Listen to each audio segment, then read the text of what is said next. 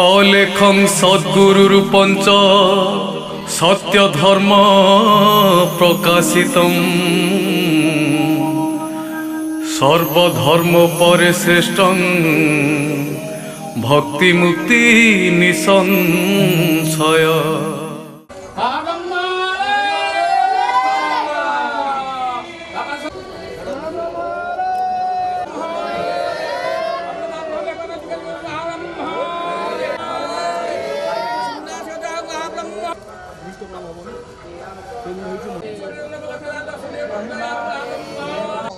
ओडिशा संस्कृति विभाग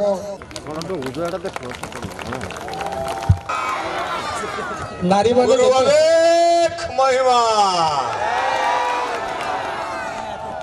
भूमिष्ठ प्रणाम ए पवित्र माटी को महिमा महान गुरु को मंचासीन महान व्यक्तित्व मान को भूमिष्ठ प्रणाम मंच सम्मुख रे आपण मानकु मध्य भूमिष्ठ प्रणाम आपण मानकु भूमिष्ठ प्रणाम एइति पय जणैली साना बड़ विचार कली नाही कारण आपण मानको पाई ए मंच आपण मानको इच्छा शक्ति रे मंच चलिबो आपण माने जहा चाहिबे जेते दिन चाहिबे मंच एमती रहिथिबो भाबुची ये मंच बोधे आउ बंद हबो नाही ये जुग जुग धरी चलिबो जेमती महिमांकर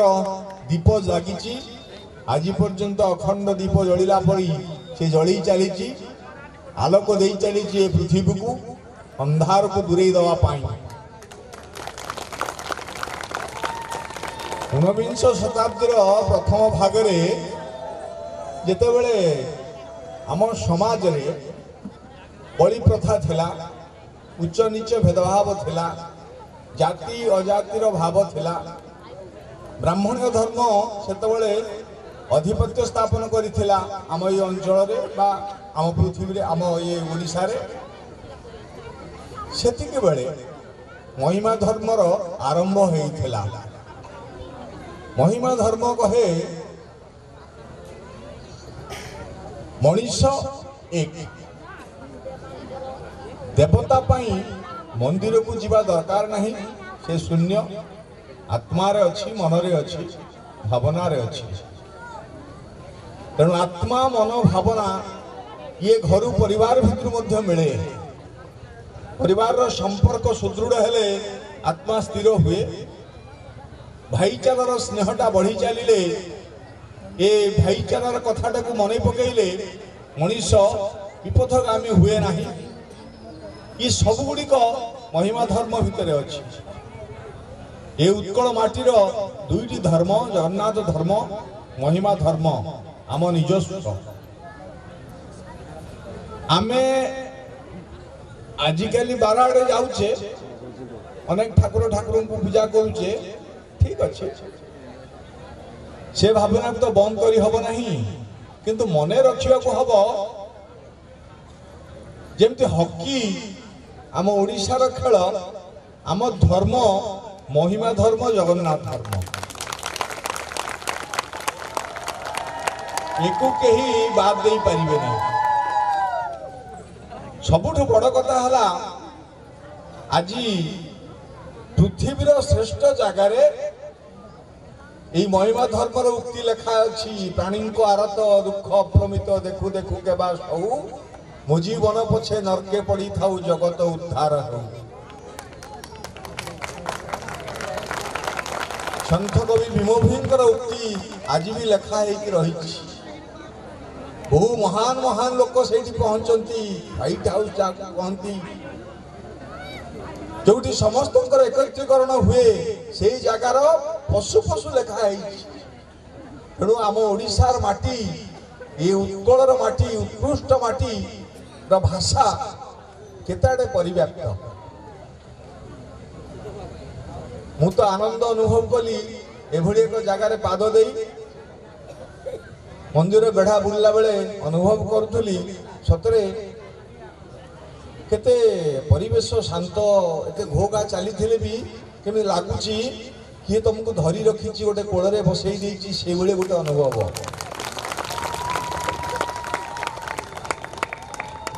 ये सब आम उत्कल कथा ये उत्कल कथा कथा कहबी मधुबाबू आमर मधु बारिस्टर जहाँ को आम कहूचे उत्कल गौरव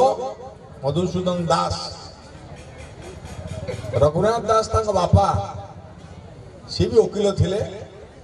सी वकील थिले पटिया राजा रघुनाथ देवकर सेतबेले दोल पूर्णिमा रे राजा डकैले रघुनाथ को जे आस दोल पूर्णिमा देखिबो आमर घरे आमर पटिया राज्य रे जेतेबेले महिमा धर्म आरंभ हला प्रथमे पुरी ठारू आरंभ करी खंडगिरी तापरे कपिलास एमि सबुआडे व्यापी गला पर भितरे दारुठेंग पटिया से पट अंचल रे मध्य व्यापी थिला से महिमार कथा मध्य सेठी चली थाए से दोल पूर्णिमा रे मंच दिए तैयारी होता है रघुनाथ संगे तांको पुओ आसीथिले मधुसूदन दास जहाँ को आम मधु बारिस्टर बोली कहती मधुबाबू उत्कल गौरव मधुसूदन दास सेतबेले बयस तांको बोधे 15-16 वर्ष हब से कार्यक्रम देखि विमोहित होइथिले महिमा गुरु पाखरु सारगर्भ भाषण शुणी से विमोहित होइथिले एवं सेई दिन ठारू मधुबाबू गोटे बड़ कथाटे कहती जहाँ इतिहास कहे यदि ये महिमा धर्म ओडिशा रे न होई बाहर कोठी हेइतांता ताले काहे केते ऊपर थांता आमे ताको पछेई दउछे आ गोटे बड़ कथा से कहती एही महिमा धर्म एमिति एक धर्म जार उक्ति शुणी देले कर्ण पवित्र हुए मन स्थिरता आने सबुआडे यही कथाटा कहती महिमा धर्म गोटे समांतर सृष्टि करे समानता सृष्टि करे जाति भेद रखे नहीं उच्च नीचर भाव रखे नहीं एटा ही महानता आम महिमा धर्मर तेणु आज तो समय नहीं से विषय अधिका कथा हाँपाई मु भी अधिका कथा जाने नहीं आज्ञा नाटुआ लोकटे मु नाटतामसा करे ज्ञान गारिमा एते नहीं जहाँ शुणिकी पढ़ी देखिकी यारी भितरे नाटक करवा संलाप कहीदेवा आप मन भितर रही ये आम धर्म मु खाली आज आसी जो सम्मानित हेली ये तो मते मोर पाद तलर माटी मो पाखर रही ना कहले चले मु अत्यंत खुशी 2020 ये प्रथम कार्यक्रम मु बोधे प्रथम कलाकार सम्मानित हेली से भूमिष्ठ प्रणाम भूमिष्ठ प्रणाम आमर ये कर्मकर्ता मानक समस्त पाखे मुझे भूमिष्ठ प्रणाम जनइबी समस्त स्नेह समस्त आशीर्वाद मो उपर अच्छी मु अनुभव कली समस्त भरोसा मो उपर अच्छी जे मु आहुरी कौन करी जाए जहाँ महिमा पाखे मुंडिया मारी मु कही जदि किसी कुआड़े मत टाणी नहीं कौन करने हुए आपण करेंगे आउ कहीं करे पारे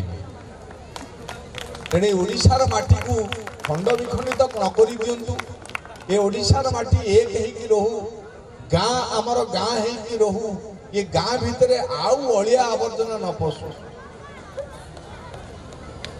से शीत सकाल को मन पकेबा से आंब बौल को मन पकेबा गोटे कविता मन पड़ू से शीत सकाल से सोरिष फूल से आंब बौल से बर ओहल से झिपी झिपी वर्षा से कादुअर रास्ता धान भरा कियारी कई भरा पोखरी डाके आज हाथ ठारी चाल गाँ को जीवा फेरी गाँ को फेरवार समय आसी आमे समस्ते गाँ को फेरीचे गाँ गाँ है कि नहीं सहर मुका तथापि ମୁଁ ଆପଣମାନଙ୍କ ପାଖରେ ଅନୁରୋଧ କରିବି ଏଇଭଳି କାର୍ଯ୍ୟକ୍ରମକୁ ବଞ୍ଚେଇ ରଖିଲେ ଆମ ଗାଁ ଗାଁ ହେଇକି ରହିବ। ତେଣୁ ଆପଣମାନଙ୍କ ପାଖରେ ମୋର ରାଣ ମୋ ନିୟମ ପ୍ରତିବର୍ଷ ଏ କାର୍ଯ୍ୟକ୍ରମ ଯେମିତି ଚାଲିବ ଆପଣମାନେ ସମସ୍ତେ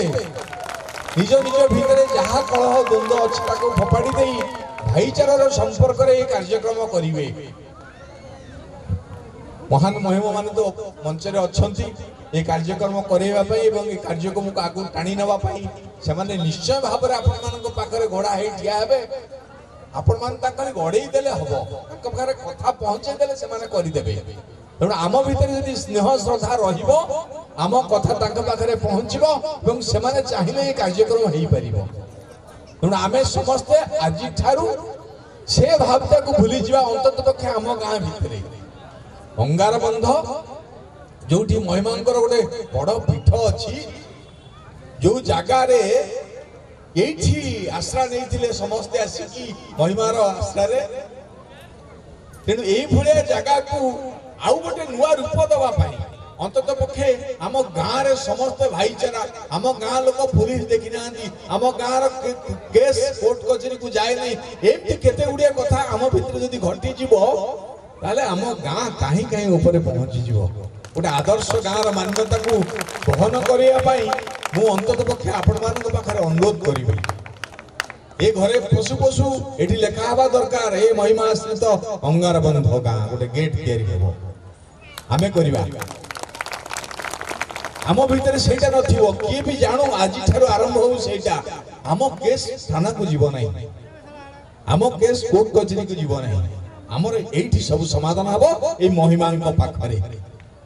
ଏମିତିଆ ଗୋଟେ କେମିତି ମନୋଭାବ ଯଦି ସମସ୍ତଙ୍କ ଭିତରେ ଆସନ୍ତା ତାହେଲେ ବୋଧହୁଏ ଆମର ଏଇ ମେଳା ମହୋତ୍ସବର ମହତ୍ଵ ରହନ୍ତା, ଆମର ଏଇ କାର୍ଯ୍ୟକ୍ରମର ମହତ୍ଵ ରହନ୍ତା। ଆଶା ରଖୁଛି ଆପଣମାନଙ୍କ ପାଖରେ, ନିବେଦନ ମଧ୍ୟ କରୁଛି, ରାଣ ନିୟମ ପକାଉଛି, ଭୂମିଷ୍ଠ ପ୍ରଣାମ ଜଣାଉଛି ଯେ ଆପଣମାନେ ମୋ କଥାକୁ ରଖିବେ। ଏ କାର୍ଯ୍ୟକ୍ରମ ଏମିତି ଚାଲିଥିବ ଏବଂ ଆମ ଭିତରେ ଭାଇଚାରାର ସମ୍ପର୍କ ସ୍ନେହ ଶ୍ରଦ୍ଧା ଏ ଠିକ୍ ବଜେଇ ରହୁଥିବ। ରହୁଛି ଆଜ୍ଞା, ଭୂମିଷ୍ଠ ପ୍ରଣାମ, ଭୂମିଷ୍ଠ ପ୍ରଣାମ।